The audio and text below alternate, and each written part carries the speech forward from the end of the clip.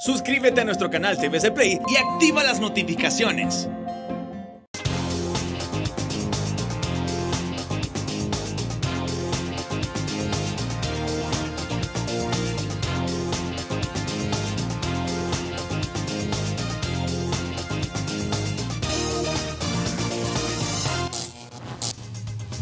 Hola, ¿qué tal Honduras? Es un privilegio reencontrarnos este domingo.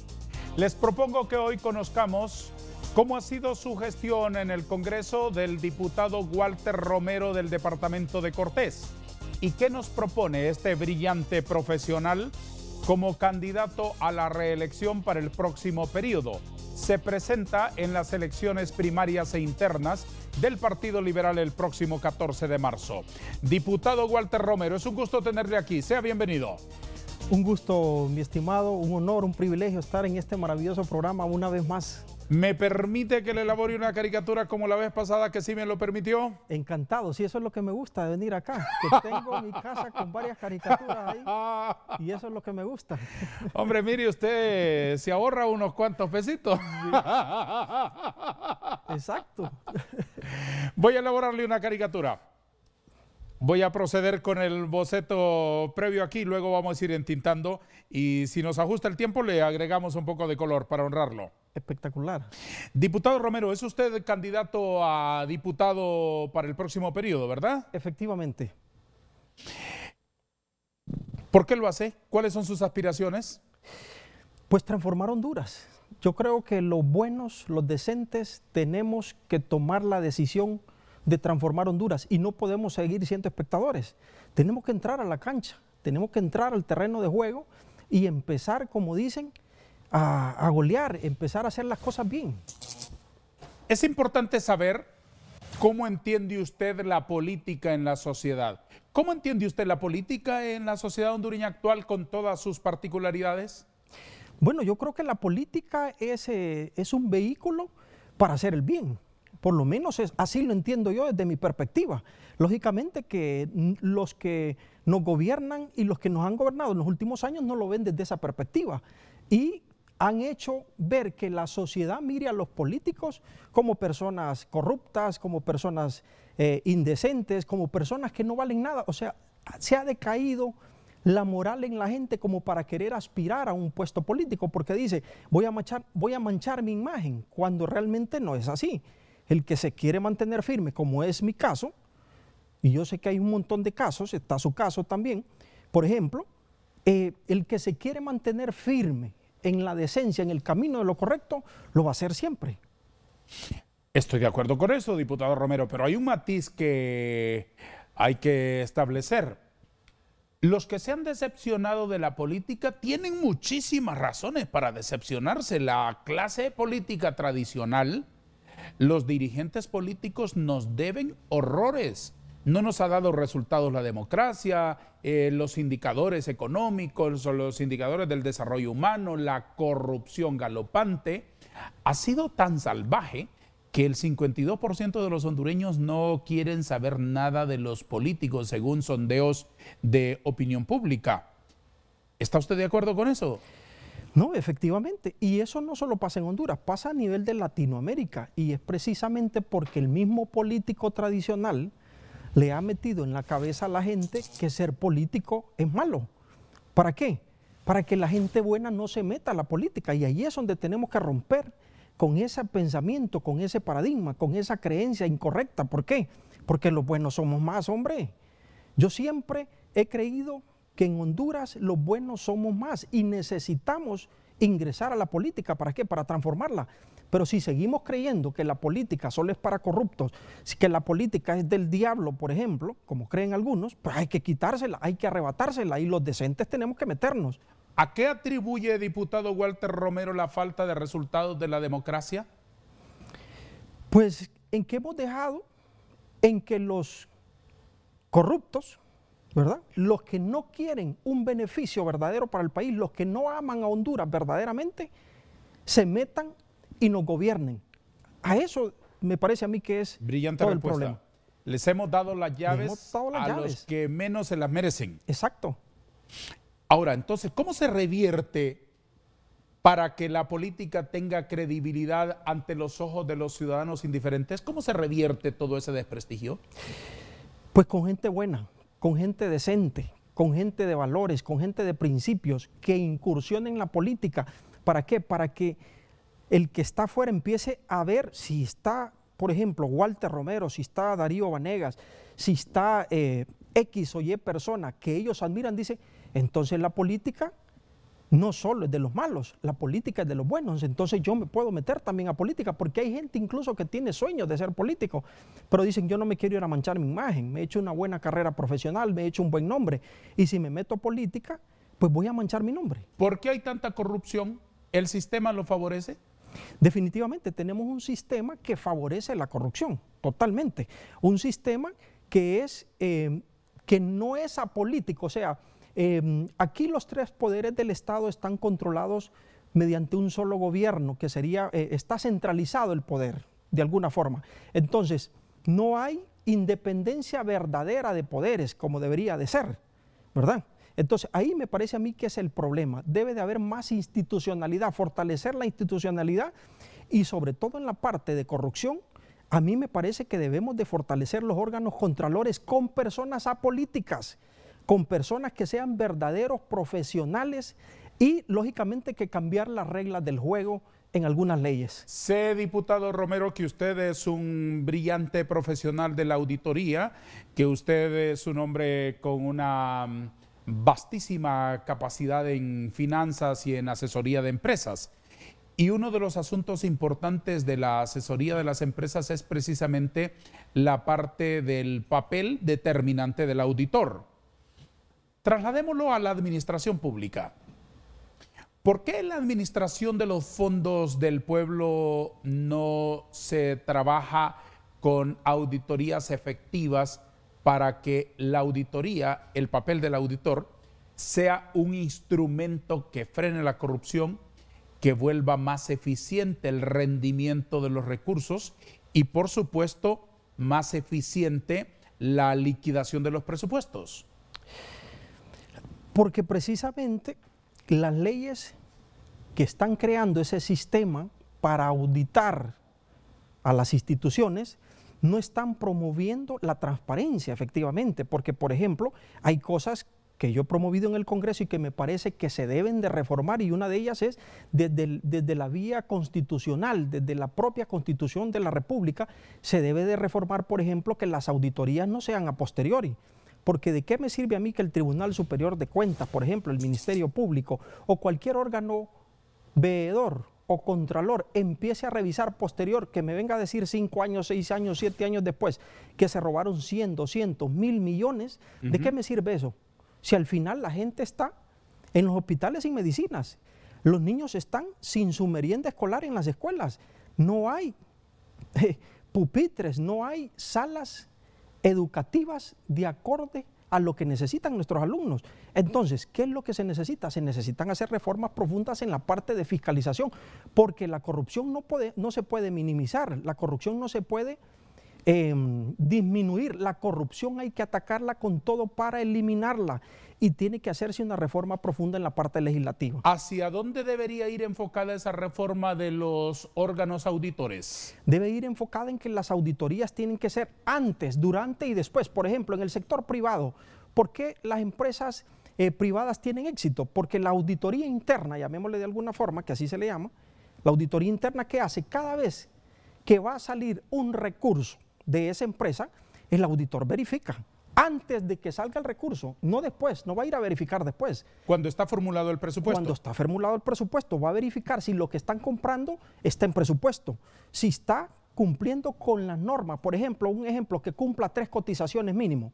Por ejemplo, que esté aprobado por las diferentes escalas jerárquicas de la institución o de la organización, de la empresa. Sí. Pero en el Estado es diferente, porque el auditor es hasta después que va a reportar. Y le cuento anteriormente, porque ahora por lo menos se hizo una reforma en el Congreso que por lo menos los auditores de las instituciones le reportan al Tribunal Superior de Cuentas, pero aún así todavía no es suficiente, porque lo que se debe hacer es reformar que las auditorías sean totalmente antes, durante y después, y que los auditores en su totalidad, oiga bien mi estimado, dependan del Tribunal Superior de Cuentas, no solo porque los contraten, no, sino que dependan porque aquí se ha tenido la cultura en la administración pública que el auditor es para defender los intereses del ministro, del director, del gerente. No funciona que para el Ministerio X, mencionemos cualquiera, el de Defensa, el de Seguridad, el de Educación, el de Salud, el auditor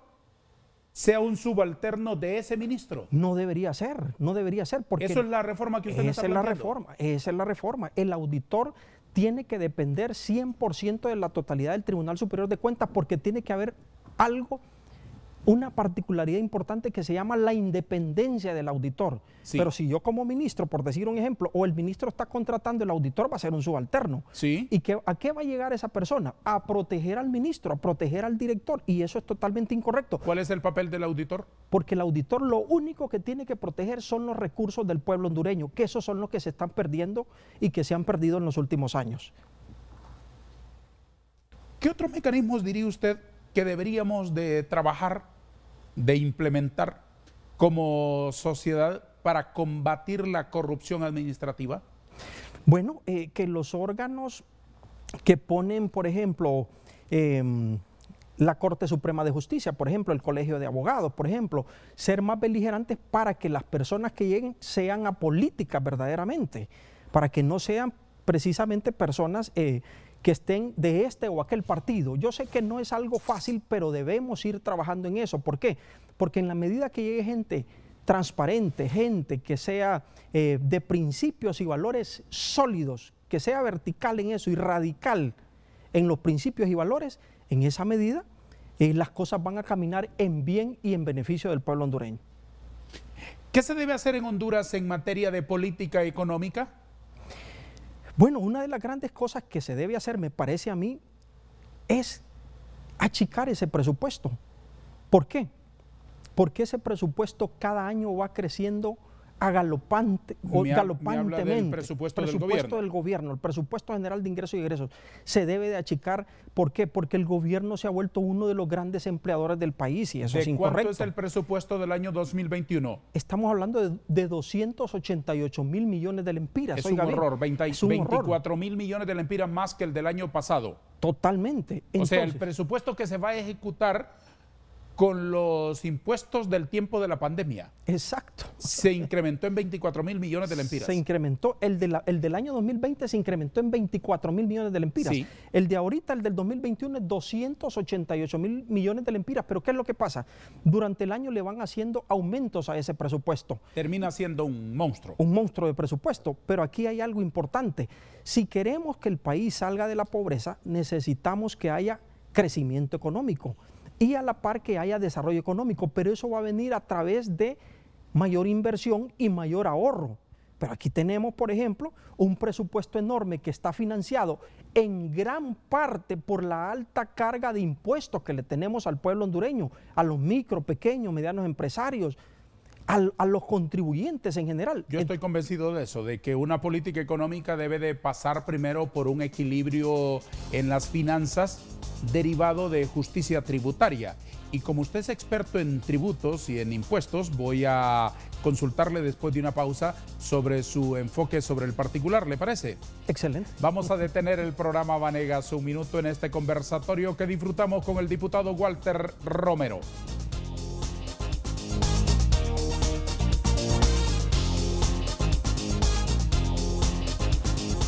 Diputado Walter Romero, ¿cómo deberíamos estructurar un nuevo pacto fiscal en Honduras para que haya justicia tributaria? Bueno,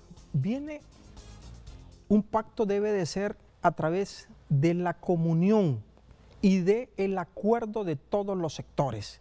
Y aquí debe de haber una profunda reducción en todos los impuestos, empezando por ejemplo el impuesto a los combustibles, que estamos hablando que representa cerca del 42% de esos productos de la canasta básica que se le van al más pobre. Entonces, el más pobre, el que no tiene recursos, está pagando 42% en impuesto a los combustibles. Es un horror, es una pesadilla eso. Exacto. Entonces, está, por ejemplo, el impuesto sobre ventas, que pasó del 12 al 15% desde hace unos años atrás. ese impuesto sobre ventas también, ¿qué es lo que está creando? Está creando más pobreza en el país, porque también es un impuesto indirecto que la pagan las mayorías de las personas, sobre todo los que tienen escasos recursos, la gente que está en la escala de la pobreza más alta. Entonces, debemos de reducir ese impuesto sobre ventas también, del 15% por lo menos al 12% y en la medida de lo posible llevarlo al 10%. ¿Por qué? Porque si le damos más ingresos, como le decía anteriormente, si la gente tiene más dinero en sus bolsillos, si hay más ahorro, va a haber mayor inversión. Y si tenemos mayor inversión, va a haber mayor productividad, va a haber mayor empleo, va a haber mayor consumo. Y si tenemos mayor consumo, va a haber mayor impuestos, pero no a nivel de tasa, o sea, no a nivel de mayores impuestos a nivel de tasa, sino que a nivel de volumen. ¿Por qué? Porque vamos a tener un mayor crecimiento económico. ¿Y por dónde se debe empezar para construir ese pacto fiscal si el gobierno siempre quiere tener más ingresos, los empresarios en buena parte no los quieren pagar, siempre resulta complicado porque no hay equilibrio en relación a lo que pagan los grandotes con lo que pagan los pequeños? ¿Cuál es su propuesta? Bueno, yo digo que el gobierno tiene que empezar limpiando la casa. Eso es lo primero, porque tiene que empezar dando el ejemplo. Entonces, para inspirar la confianza. Para inspirar la confianza. Entonces, no puede el gobierno decir que todo el mundo se alinee o vamos a hacer un pacto fiscal, pero yo no voy a hacer nada. No, lo primero que tiene que hacer el gobierno es reducir el alto gasto corriente, porque ese alto gasto corriente es lo que tiene empobrecido este país. ¿Por qué razón? Porque tenemos un presupuesto de 288.000 millones que está financiado en su totalidad, en gran parte, por endeudamiento. O sea, estamos endeudando cada vez más, cada año que pasa al pueblo hondureño. Ya son más de 16.000 millones de dólares en endeudamiento. Oiga bien, ya más del 60% del Producto Interno Bruto en endeudamiento. O sea, ya rebasamos los límites y la pobreza ha crecido del 51% al 71% en los últimos 12 años. O sea, no hay resultados contundentes como para decir que hemos sacado, con las propuestas que ha hecho el gobierno, que hemos sacado al pueblo de la pobreza, porque ¿En los están últimos más 3 empobrecidos. gobiernos somos más pobres? Somos más pobres en los últimos 3 gobiernos, del 51% al 71%, y el 48% creció la pobreza extrema dentro de ese 71%. Entonces, ¿por qué se debe eso?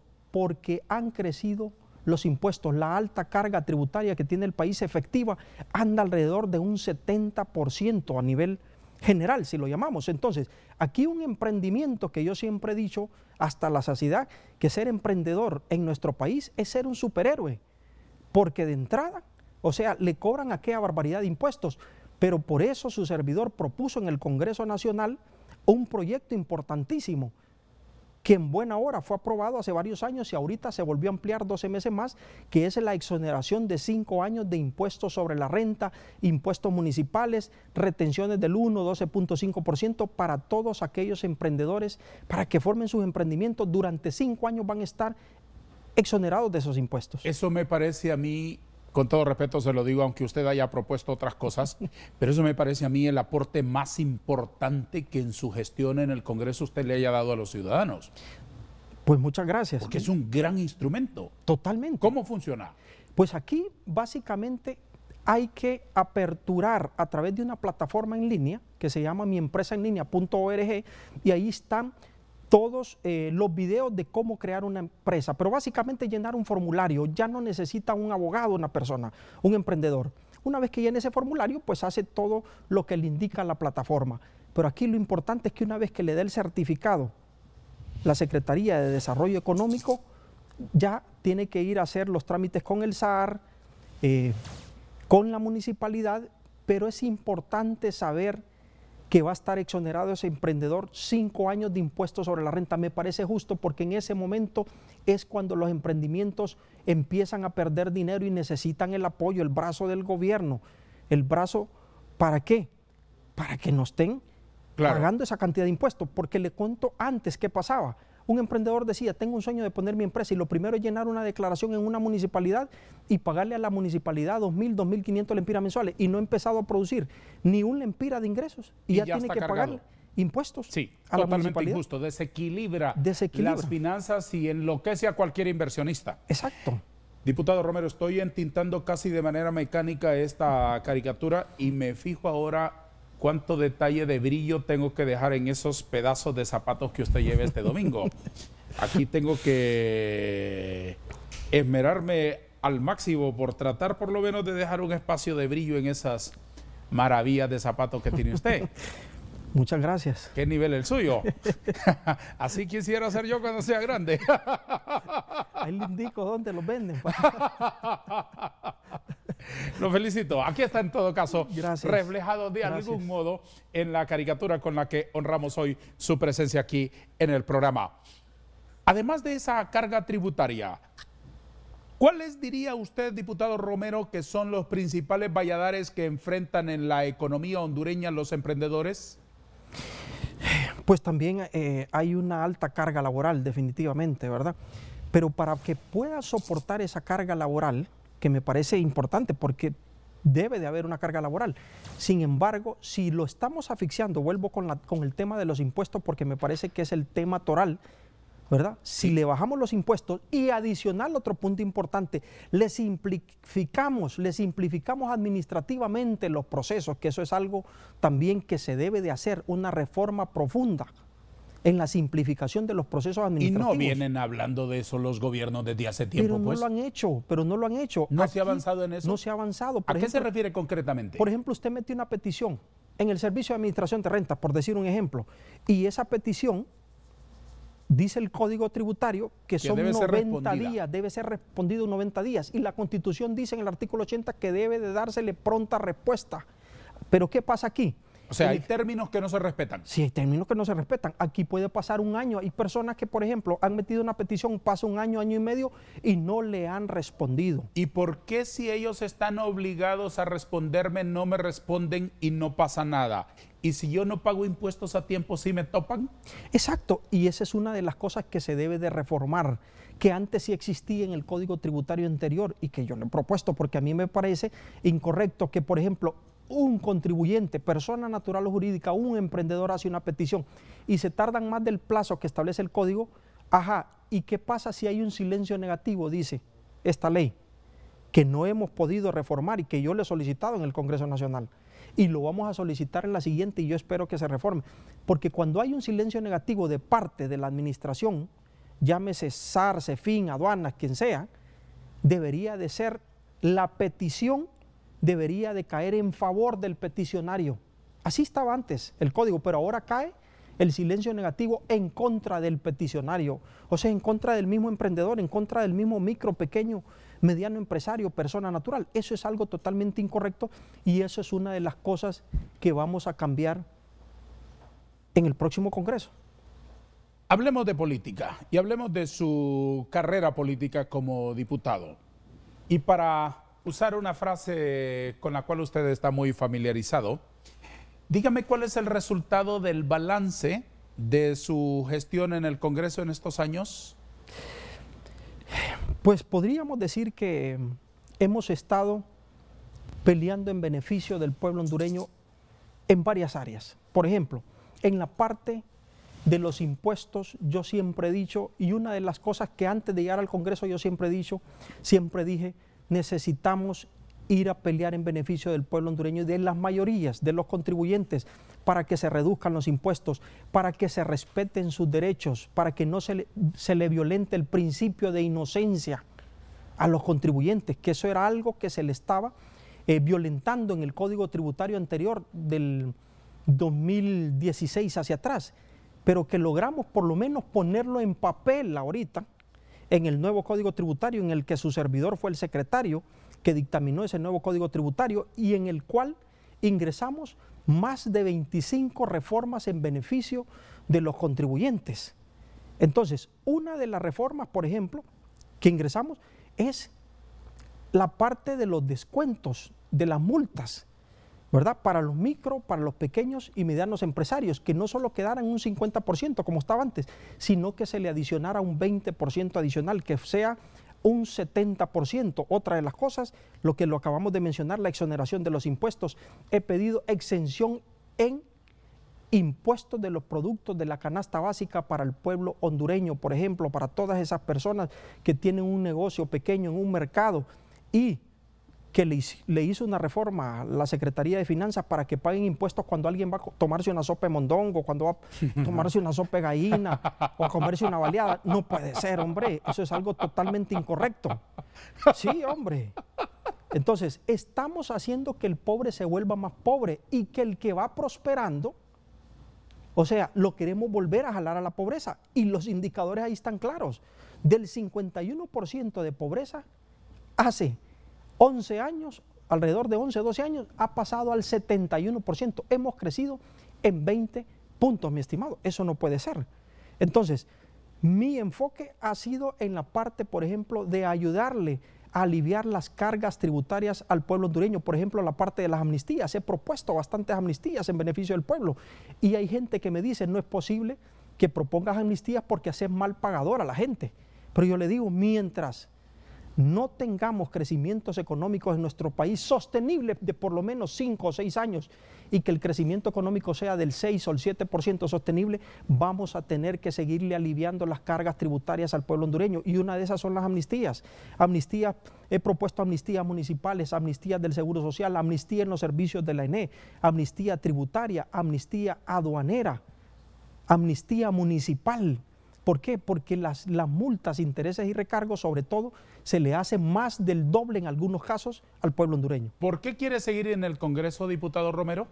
Porque quiero quitarle un asiento a un corrupto, porque quiero quitarle un asiento a un narcotraficante y porque quiero legislar en beneficio del pueblo hondureño, sin lugar a dudas. ¿En qué materias quiere contribuir usted con la legislación?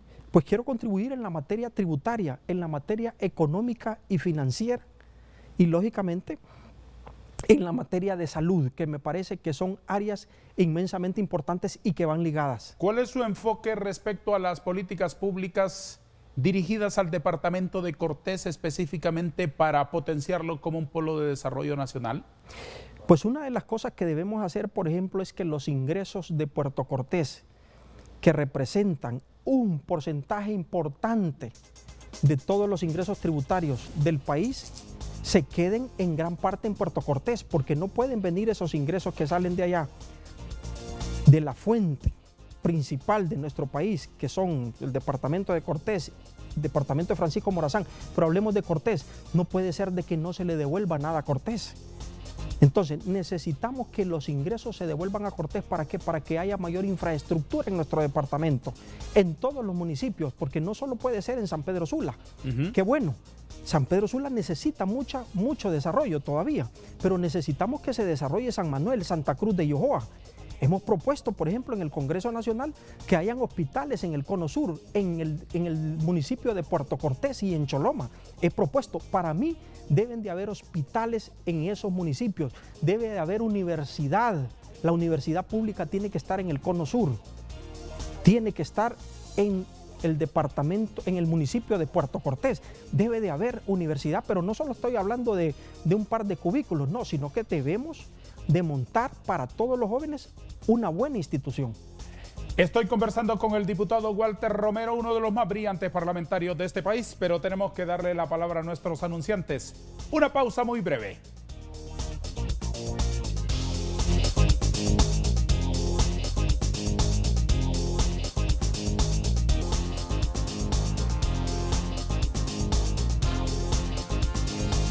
Cada domingo dibujo y converso y dibujo sobre temas de palpitante actualidad en el país, invitando a brillantes hondureños que comparten con nosotros sus particulares enfoques sobre los fenómenos sociales.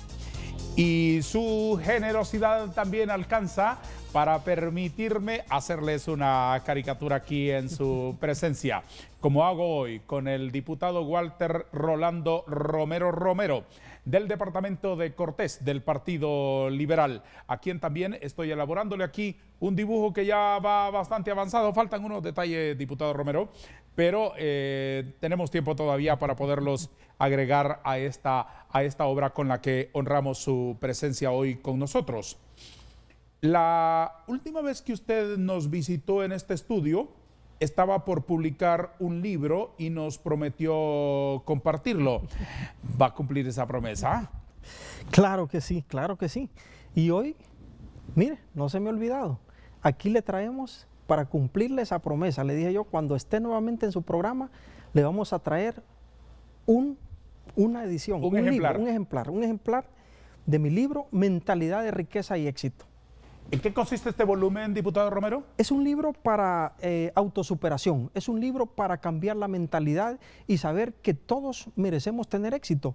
Es un libro donde usted va a aprender, o la persona que lo lea, yo estoy seguro que es uno de los libros más maravillosos y de los más importantes que va a leer una persona en su vida. Va a aprender a administrar el dinero, por ejemplo, un emprendedor, para que aprenda a administrar el dinero de forma fácil y eficiente, para poder eliminar ese montón de creencias limitantes que nos paralizan, que nos retienen y que nos mantienen en el mismo lugar, sabiendo que nacimos para triunfar. ¿Qué diferencia hay entre este volumen y tantos libros que se han hecho de autoayuda y de 5 pasos para ganarse un Mercedes-Benz y todo ese montón de cosas que circulan? Bueno, la diferencia es que aquí no le vengo a hablar cuento a la gente, sino que es una vida, es mi experiencia de mis últimos 20 años. Muy bien, eso lo hace cómo valioso. Lograr el éxito. O sea, aquí cada principio, porque son 12 principios, son principios que yo he aplicado en mi vida durante los últimos años y se lo entrego aquí. Le agradezco muchísimo. ¿Dónde se puede adquirir? Se puede adquirir, por ejemplo, aquí en la librería Metromedia, de Tegucigalpa. En San Pedro Sula lo puede adquirir en Metronova, en Blessing, en los diferentes malls, en el Mall Galerías, en el City Mall. Tenga seguro que voy a leerlo. Solo termino uno de Max Lucado que tengo ahora en la mesita de noche y le meto mano a esto y le voy a comentar los resultados de la lectura de este maravilloso volumen. Le agradezco en el alma realmente. Mentalidad de riqueza y éxito, 12 principios de oro de Walter Romero, una guía para desarrollar su visión, propósito y potencial. Gracias, diputado Romero. Es también usted un capacitador, ¿no? Una persona que instruye en seminarios a través de una cobertura internacional. Efectivamente, desde muy joven pues descubrí mi propósito y me ha encantado, me ha apasionado ayudarle a la gente en transformar vidas, no solo en diferentes áreas, sino que también en la área financiera, en el área, por ejemplo, emocional, pero orientada a la parte de que sí podemos lograr lo que queramos, a que logremos nuestras metas. Y estoy certificado, por ejemplo, con John Maxwell, estoy certificado por personalidades importantes en este mundo, como Tony Robbins, como Franklin Covey, entre otros. ¡Qué bueno! Diputado Romero, volvamos a la parte política. El país vive momentos difíciles. ¿Qué valoraciones debe hacer un ciudadano hondureño en el año electoral 2021, tanto en las elecciones primarias de los partidos como en las generales de noviembre? Pues yo creo que un ciudadano debe de analizar verdaderamente, o sea, que debe de sembrar su voto en tierra fértil. Tiene que sembrar su voto para que genere un fruto verdadero. ¿Y cuál es el fruto verdadero? Tiene que elegir, tiene que en vez de votar nada más, al momento de agarrar esa papeleta, tiene que ver cuáles son los mejores hombres, la gente decente, la gente de principios, la gente de valores, la gente de manos limpias. O sea, tiene que empezar a ver cuáles son esas personas, a identificar e investigar, no solo llegar el último día o el día de la elección a votar por el que me dijo el vecino, por el que me dijo mi papá, por el que me dijo mi mamá. No, tiene que empezar a tomar esa gran decisión de votar por la gente decente y tiene que investigar quiénes son la gente decente y quiénes no lo son para no cometer el error de seguir dándole el voto a los mismos corruptos que mantienen al país en la pobreza y en la miseria. Usted aspira a ser diputado. El departamento de Cortés ha enfrentado repetidamente inundaciones y tremendos líos en los inviernos. Los huracanes de noviembre así lo dejaron demostrado. ¿Qué propone usted como diputado y como aspirante a diputado para combatir esos daños frecuentes de las inundaciones en el Valle de Sula? Bueno, yo creo que ahí se deben de hacer, por ejemplo, algunos proyectos importantes para que el pueblo, para que el Valle de Sula, por ejemplo, y todos los lugares afectados a nivel nacional, pero en este caso el Valle de Sula, que fue seriamente golpeado, para que no vuelvan a sufrir ese tipo de daños. Entonces se deben, por ejemplo, hacer represas para que contengan esas cantidades enormes de agua y al final estas represas que también nos sirvan para producir energía. Eso por un lado, se deben de hacer canales de alivio, muros de contención, etcétera, etcétera, pero se deben de hacer proyectos sin andar pensando en presupuestos. Se deben de hacer proyectos enormes para que el pueblo hondureño, el pueblo del Valle de Sula, el pueblo de La Lima, el pueblo de Choloma, el pueblo de Puerto Cortés, de San Pedro Sula, de San Manuel, de Potrerillos, de todos los municipios de Villanueva, que se vieron afectados de todo el Valle de Sula prácticamente, no vuelvan a sufrir este tipo de daños, pues porque la gente está con esa mentalidad de que cada cierto tiempo están sufriendo inundaciones y ahora fueron 2 huracanes seguidos en un tiempo récord como nunca antes. Entonces no sabemos cómo va a estar los cambios climáticos en un futuro, pero se debe hacer algo pronto. Yo voy a proponer en el Congreso Nacional para que se hagan proyectos de ese tipo para el Valle de Sula. Diputado Romero, ¿cómo se resuelve la crisis espantosa que sufre la ANE? Pues aquí realmente lo que hay que hacer es, en primera instancia, y es algo que se dijo y que no se ha hecho, es una auditoría para saber a quién se le deben esos más de 70.000 millones de lempiras, porque no sabemos a quién se le deben esos 70.000 millones de lempiras. Por otro lado, se debe de llegar a un acuerdo con los proveedores, se debe de hacer una revisión de esos contratos, porque no puede ser de que estemos pagando altos costos de energía, esté pagando el pueblo, el sector empresarial, el micro, pequeño y mediano empresario, que no lo deja sobrevivir. ¿Por qué? Porque aquí pagamos energía a 18 centavos, a 21 centavos, a 23 centavos de dólar, cuando en otros países está demostrado que lo pagan a 7 centavos de dólar el kilowatt. Entonces, hay algo extraño ahí que se debe de cambiar urgentemente, se deben de renegociar esos contratos, me parece a mí, en primera instancia, hacer una auditoría integral de toda la ANE para saber si se están manejando bien los recursos. Cuando menciono la ANE, inmediatamente pensamos también en el terrible destino de Hondutel, en la situación de la empresa nacional portuaria y en otras empresas del gobierno. ¿Por qué las empresas públicas administradas por el gobierno central no tienen los mismos resultados que la empresa privada? Porque efectivamente los que llegan a gobernar, los que ponen de gerentes, en la mayoría de los casos son gente que son políticos, y los que llegan a meter a las empresas y a las instituciones a llenarlas de activistas. Y eso es un error. ¿Por qué? Yo no digo que no le dé trabajo a un correligionario, claro, hay que darle trabajo, pero poner a la gente en las posiciones idóneas para que den un fruto, para que den un resultado. Y se debe establecer planes estratégicos verdaderos a largo plazo. ¿Para qué? Para que esas empresas den resultado verdaderamente, porque la ANE, por ejemplo, Hondutel, hace muchísimos años atrás, eran las cajas chicas del gobierno. Entonces, ¿qué se ha hecho en estos últimos años para que se hayan convertido en elefantes blancos, para que se hayan convertido en las empresas que hoy por hoy tienen postradas las finanzas del pueblo hondureño y del Estado? ¿Qué es lo que se debe de hacer? Pues poner gente idónea, hacer planes estratégicos, pero darles fiel cumplimiento y por otro lado, eliminar tanto activista, tanto paracaidista, tanto clientelismo político que se come las finanzas. Eso me parece a mí que son algunos de muchas cosas que se deben de hacer en estas instituciones. ¿Cuál cree usted que debe ser el tema de análisis de los políticos y el tema de reflexión de los ciudadanos en el año electoral? ¿Sobre qué asuntos debería de establecerse el debate político electoral en este año? Pues una de las cosas que se debe establecer es, tenemos que eliminar y atacar con todo la corrupción. Para mí que ese debe de ser uno de los puntos torales, eliminar de una vez por todas la corrupción, identificar quiénes son los corruptos y los corruptos tienen que estar presos. Tenemos que fortalecer la institucionalidad. Ese debe de ser el mensaje de los políticos. O sea, en eso tenemos que estar enfrascados, pues, porque no podemos seguir, si el país continúa con ese mismo indicador del 71% de la pobreza, 71%, o sea, va a llegar un momento, un nivel que va a haber una desestabilización social enorme en nuestro país, que ya lo está ocurriendo con las grandes caravanas que se están yendo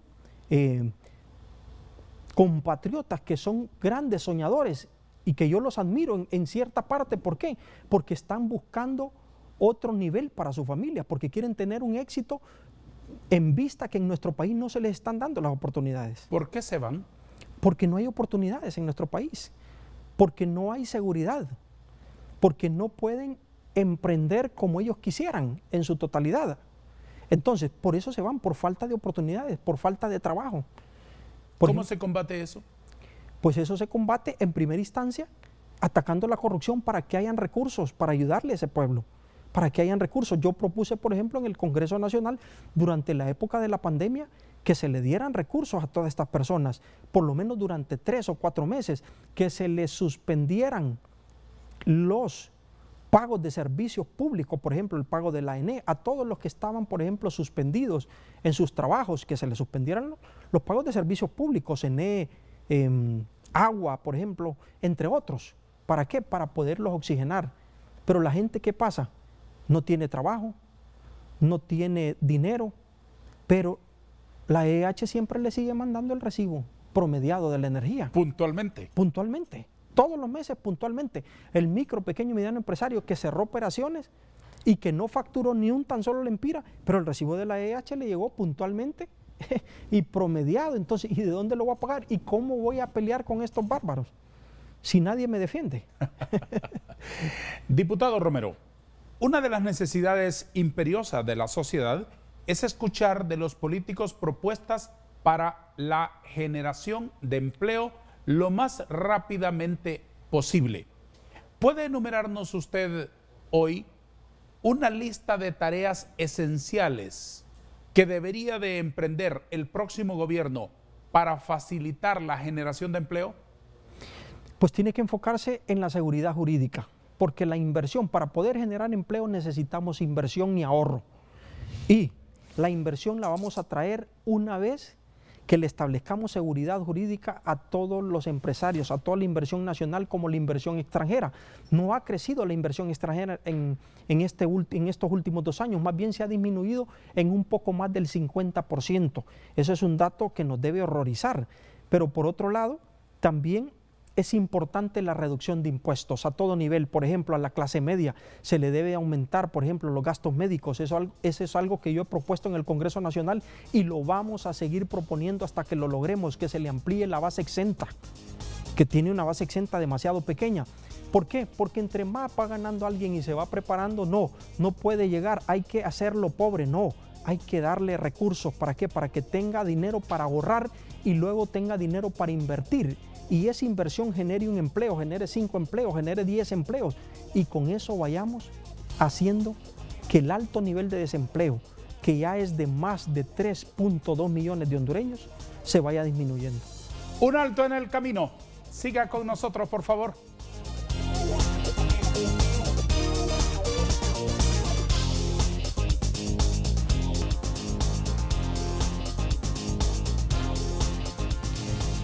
Diputado Romero, en el próximo mes de marzo los ciudadanos van a ir a elecciones internas en el Partido Liberal y a elecciones generales el 28 en los partidos políticos, Partido Liberal, Partido Nacional y Partido Libertad y Refundación.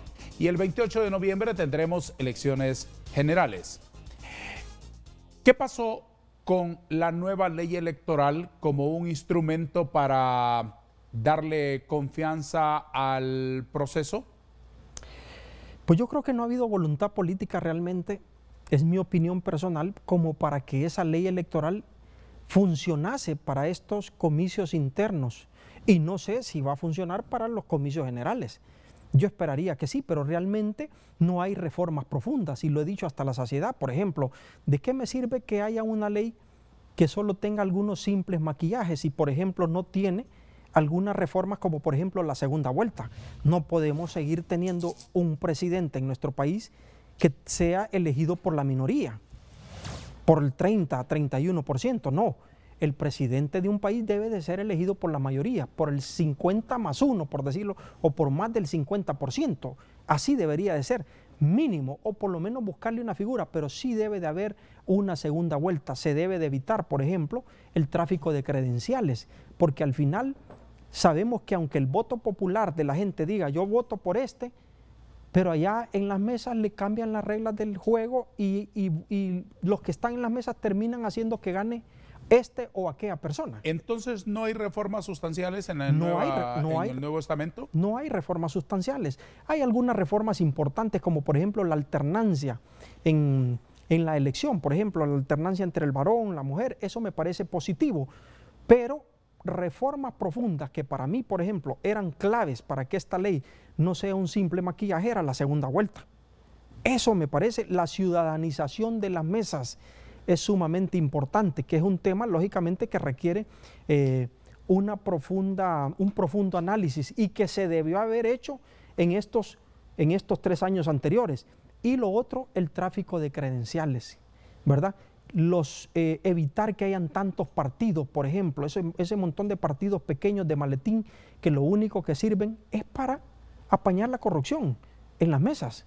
Entonces, eso no me parece correcto. Ahora, el proceso está en camino.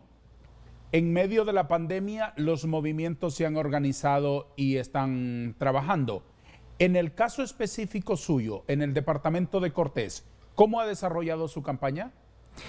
No, pues hemos desarrollado la campaña a pesar de la pandemia, ¿verdad? Hemos visitado los diferentes municipios siempre cumpliendo con todas las medidas de bioseguridad y lógicamente ha sido con menor cantidad de gente, ¿verdad? Porque ahora ya no se pueden estar con aquellas... Desde luego, por razones obvias. Por razones obvias, pero sí hemos ido apoyando a la gente con insumos, por ejemplo, con antibacterial, con mascarillas. Hemos apoyado en los diferentes sectores con alimentos, por ejemplo, ahorita, sobre todo después de los huracanes ETA y OTA, hemos dado un sinnúmero de ayudas a todos esos sectores de todos los municipios. Antes de la campaña, durante la pandemia, ¿qué hizo usted por su comunidad? Pues antes de la pandemia, por ejemplo... No, durante la pandemia, antes de la campaña. Antes de la campaña, no. Sí, durante la pandemia. Básicamente igual, darle medidas de bioseguridad al pueblo hondureño, como por ejemplo mascarillas, antibacterial y insumos de alimentación, que eso es lo que tanto el pueblo hondureño estaba necesitando. Y por otro lado, por ejemplo, también recursos en efectivo para que lograran comprar algunas medicinas, sobre todo muchos de ellos que estaban con problemas de COVID y de otro tipo de enfermedades. ¿Qué respuesta se le debe dar a los ciudadanos que se refugian en el gobierno local y el alcalde solamente tiene una lista de tareas por hacer, pero no tiene ni las transferencias ni los recursos a tiempo para poder funcionar? ¿Cuál cree usted que debería ser el siguiente paso para que los gobiernos locales puedan darle respuesta a los ciudadanos?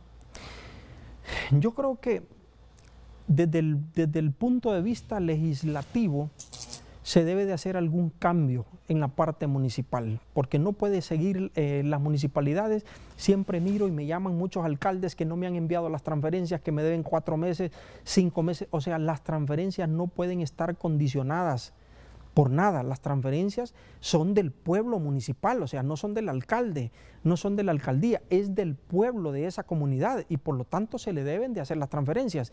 Si por alguna u otra razón el alcalde llega a tener algún problema, pues él va a tener que dar cuentas ante las diferentes instituciones del Estado, las instituciones contralores, pero esas transferencias no se le deberían de coartar por ningún motivo, porque lo que estamos haciendo es afectando a los ciudadanos de ese municipio. Diputado Romero, estoy profundamente agradecido con su presencia hoy en el programa. Le firmo la caricatura para colocársela en sus manos. Antes voy a compartirla con nuestros espectadores. El dibujo con el que honramos hoy la presencia del honorable diputado Walter Rolando Romero del departamento de Cortés y que aspira a la reelección en ese poder legislativo. ¿Qué opina de nuestro dibujo, diputado Romero? Espectacular, cada vez me hace mejor.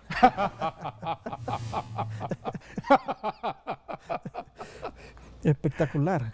¿Cómo debo interpretar ese elogio? No, que cada día voy mejorando. Muy bien. ¿Cuál es el número gracias. de su casilla, diputado Romero? Casilla 22, en el departamento de Cortés. Casilla 22. Casilla 22. Responda a mis últimas inquietudes con una sola palabra, si le fuera posible. ¿Cuál es la función de un líder? Influenciar positivamente a personas. ¿Cómo debe ser el carácter de un líder? Debe ser igual en público como en privado. ¿Por qué no hemos encontrado salida a la crisis? Porque el pueblo no se ha querido meter en política. ¿Por qué no hay justicia tributaria? Porque los que nos gobiernan no quieren hacer justicia. ¿Qué se debe hacer con los corruptos? Se les debe meter a la cárcel. ¿De qué no debe olvidarse nunca un político? De saber que debe servir al pueblo hondureño. ¿Qué merece el departamento de Cortés? Merece ser un departamento súper desarrollado. ¿Cuál debe ser la prioridad de los diputados en el próximo periodo legislativo? El desarrollo económico de nuestro país. ¿Qué espera Dios de nosotros? Fidelidad, lealtad y servicio. ¿Cómo será el mañana? Prometedor. Gracias por haber estado hoy con nosotros y exponer sus ideas. Le deseo el mejor de los éxitos el 14 de marzo, diputado Walter Romero. Muchas gracias. Encantado de estar en este maravilloso programa. Salúdeme a su familia, por favor, con cariño. Gracias, gracias. A todos, gracias. Adiós.